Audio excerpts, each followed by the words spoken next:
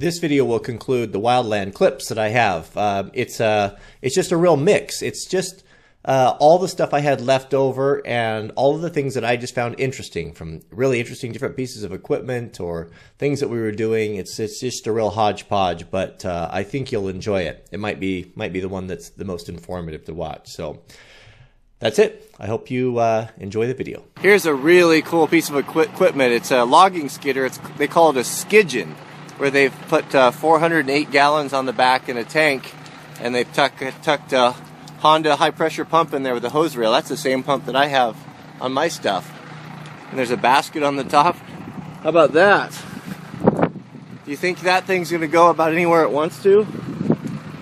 They've got chains on the bottom there to put on if they need to, and a blade. That is awesome. So what is it, Sunday morning? Yep. Sunday morning, and we are heading back up the canyon, and this is the cache supply. Here is where they bring up all the things we need. There's gas cans and porta tanks and Mark III pumps and pump kits and oil and fittings and hoses and all types of goodies. So we loaded up here what we need, and we're gonna head up, and we're gonna have a good time today, right? Absolutely. We worked hard yesterday. Yep, be more of the same today. Yep.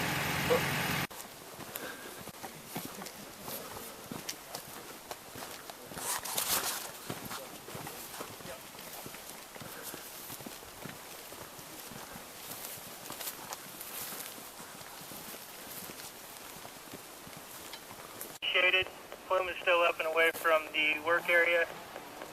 Starting to notice a little bit more fire activity and single tree torches.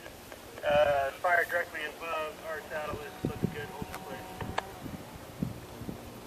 One we really got to keep an eye on.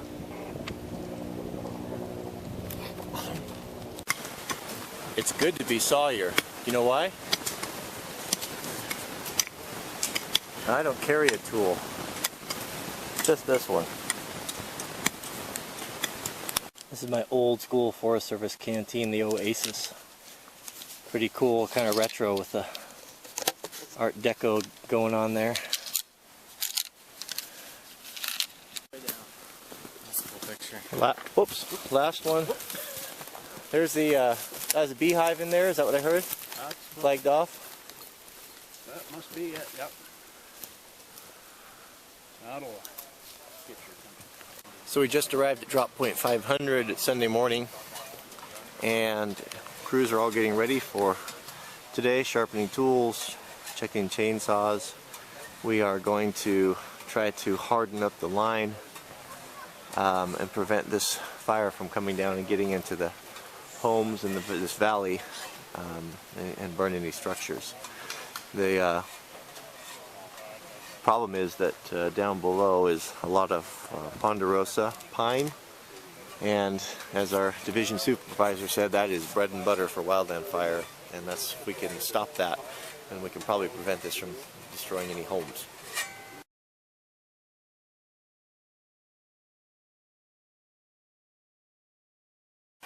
Copy. Thank you. Yeah, let us know when that inversion lifts. Wild raspberries? Yeah. I think I'll have some of that.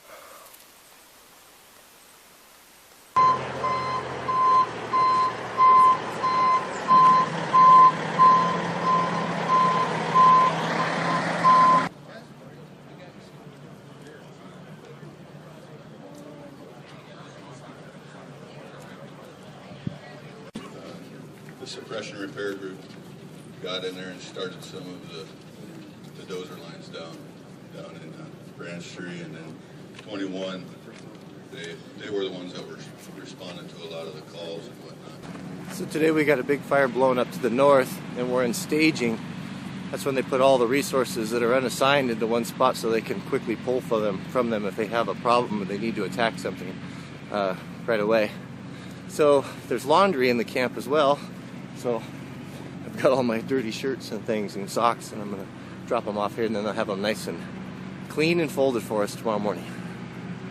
So there's a balloon that they use for checking weather. They put those up all during the day.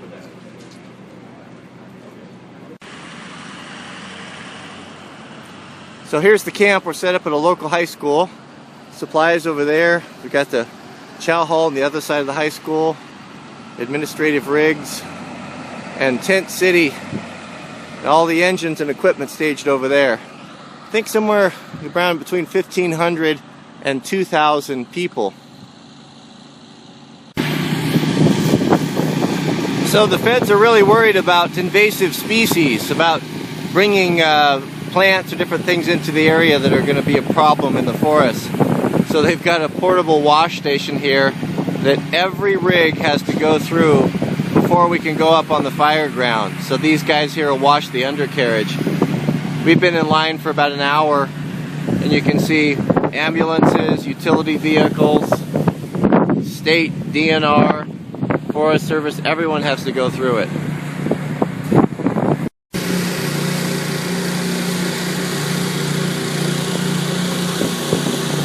So this is a, what would you call it? A remote or a portable repeater? This is a portable repeater. Portable repeater. So you guys will set these up around a perimeter so everyone can talk to each other. Right. Yeah. Cool. Check it out. Laundry, clean and folded in a fire camp. I can't believe it.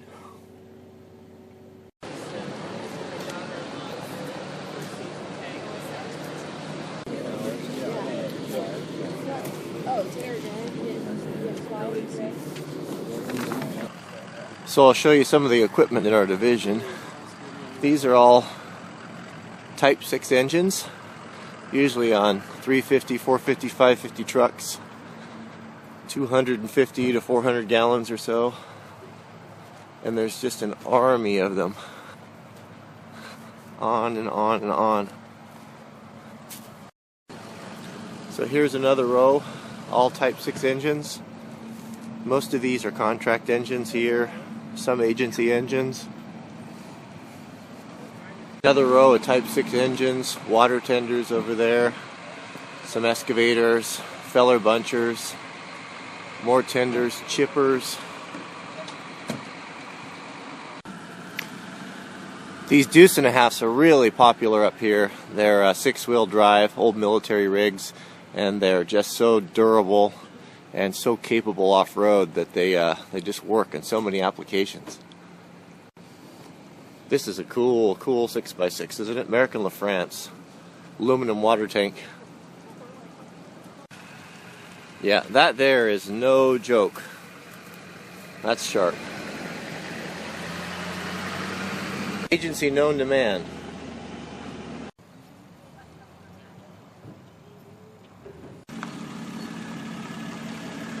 You see there's a structure that's been wrapped in a fireproof material called a house wrap, and that can really help to prevent it catching fire if the fire comes through here on the ground. This material is just like the stuff we use on our fire shelter. It's laminated. It's got a fiberglass backing, aluminum foil, and so we'll wrap the structures with them, and it protects basically a thermal protection layer that helps us protect the structures. The structure guys will usually do this. They'll go jump from house to house and do this if we have lots of time to prepare. If we don't, it's not. But it's really quite expensive with the fiberglass backing. Nice to have if you need it. So all the hoses starting to come in, bringing up the drop tanks. All these boxes are full of hand tools and drip torches and foam and everything needed for this attack. The IC sets up these portable yurts for their command centers. And they're really nice. The U.S. Forest Service has got some pretty cool stuff up here. I like that front bumper.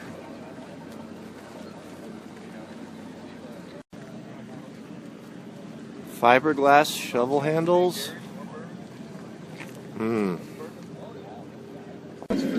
That is a big coffee maker right there. How many pounds you put in there? 2 pounds? That's all right.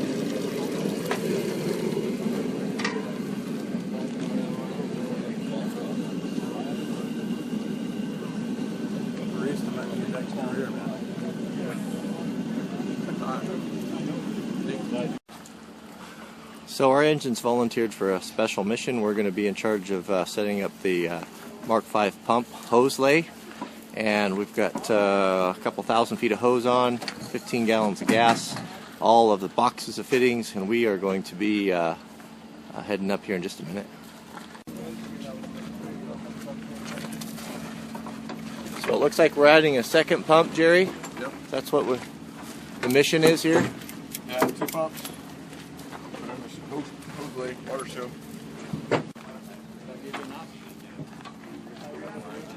See, the feds don't have to use those silly gas cans that we have to with the safety spouts, do they? So they leave those for us. We're not smart enough to pour gas. That's why you take.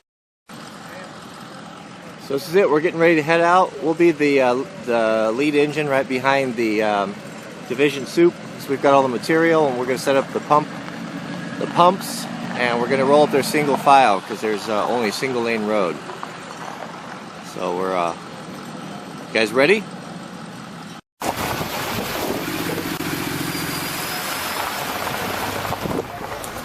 That tin foil is wrapped around the bridges and all of the Forest Service signs here to protect it from a fire if it jumps back into this pine.